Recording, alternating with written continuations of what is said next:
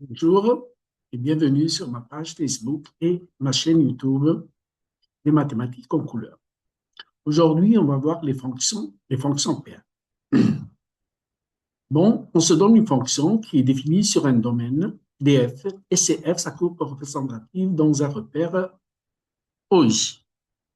On dit que la fonction est paire si les deux conditions suivantes sont vérifiées. Il faut donc deux conditions pour qu'une fonction soit paire.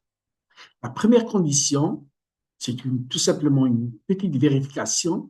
Si x appartient à l'ensemble de définitions, il faut que moins x appartienne aussi à l'ensemble de définitions. Deuxième condition, il faut que f de moins x égale f de x, c'est-à-dire deux nombres opposés ont la même image par cette fonction f qui est paire. Bien sûr, la première condition est indispensable parce que si moins x n'appartenait pas au domaine de définition, on ne peut pas calculer f de moins x. Donc, deux conditions, x appartient à l'ensemble de définition, moins x appartient à l'ensemble de définition, c'est une petite vérification. La deuxième, il faut montrer que deux nombres opposés ont la même image, c'est-à-dire on montre que f de moins x égale f de x. Voilà un petit exemple, on va faire un petit exemple d'une fonction logarithmique. Donc, cette fonction, elle est définie sur moins l'infini 0, union 0 plus l'infini, puisque valeur absolue est positive, il faut que x soit différent de 0. Voici l'ensemble de définitions données avec deux couleurs. Un ensemble rose, un ensemble vert. Bon, on va montrer que f est une fonction paire. La première des choses, si x est différent de 0, c'est normal que l'opposé est différent de 0. C'est-à-dire si x se trouve sur l'intervalle moins l'infini 0, moins x appartient à 0 plus l'infini, et si x appartient à 0 plus l'infini, moins x appartient à moins l'infini 0, ça veut dire que si x appartient à l'ensemble de définitions, qui est R étoile, moins x appartient aussi à l'ensemble de définitions R étoile. Deuxième condition, on calcule f de moins x, c'est on remplace tout simplement x par moins x.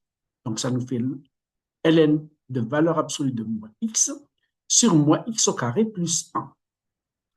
Ça nous donne, bien sûr, ln valeur absolue de x sur x carré plus 1. On connaît ces petites propriétés.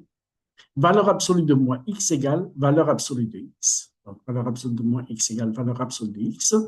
Et moins x au carré, c'est égal à x au carré. D'où f de moins x égale f de x. Donc, notre fonction est paire. Là, donc, pour la courbe des fonctions paires, la courbe CF de toute fonction paire admet l'axe de symétrie comme axe de symétrie. Donc, ça, c'est-à-dire pour représenter graphiquement une fonction paire, on peut se limiter, par exemple, à l'intervalle 0 plus l'infini, et on complète la courbe sur moins l'infini 0 par symétrie par rapport à l'axe des ordonnées, qui est toujours axe de symétrie des fonctions paires. Bon, je vais vous donner donc la représentation graphique de cette fonction. Vous voyez bien, l'axe de la symétrie, c'est l'axe des ordonnées. Voilà. Donc, pour étudier une fonction paire, tout simplement, on peut l'étudier sur la partie des réels positifs et on complète la courbe par symétrie par rapport à l'axe des ordonnées. Voilà généralement la définition d'une fonction paire et comment représenter une fonction paire.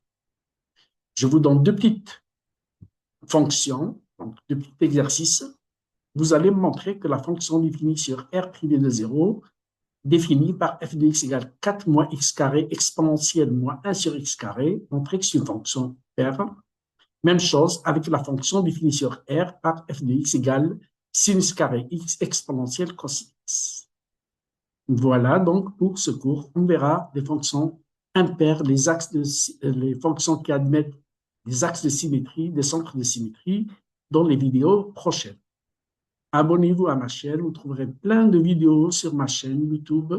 Vous avez le lien des mathématiques en couleur. À la prochaine vidéo et à bientôt.